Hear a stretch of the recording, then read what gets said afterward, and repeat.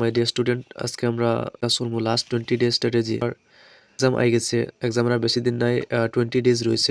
যেটা প্রোগ্রাম আছে এই প্রোগ্রামগুলো সব কিছু ছাড়িয়ে আমরা আছে অনলি 20 ডেজ রয়েছে। এই 20 ডেজের ভিতরে আমরা কি সিলেবাস কভার করতাম বা কিভাবে এক্সামের লগে ফুল প্রিপারেশন করতাম আজকে ডিসকাস করব। নাম্বার 1, ফার্স্টে আমরা চ্যাপ্টার ওয়াইজ রিভিশন করবো। প্রত্যেকটা চ্যাপ্টারের মধ্যে আমরা নতুন কিছু শিখতে যাইতাম না, যেটা আমরা অলরেডি শিখে লিয়েছি ওটারে আবার রিভাইজ করবো।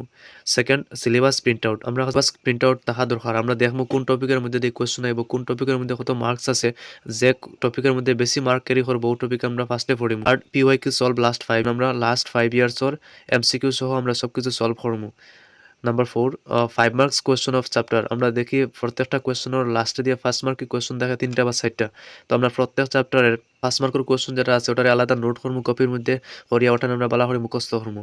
Number 5, note important question in 1 page. আমরা দেখবো যেটার কোয়েশ্চন বারবার রিপিট ওটা ধরে আমরা প্রত্যেক সাবজেক্টের আমরা আগলা আগলা করিয়া 1 পেজের মধ্যে নোট করবো আর করিয়া ওটা ধরে শুধু মুখস্থ করবো। ওটার ভিতরে কোয়েশ্চন আমরা এই স্ট্র্যাটেজি নিয়ে পড়লে এরকম শেষ করতে পারবো এবং আমরা রেজাল্টও খুব বেশি ভালো হইব এবং আমরা কোয়েশ্চন কমন ফেলাইতে পারবো। কারণ এখন আমরা কাছে টাইম খুব বেশি কম।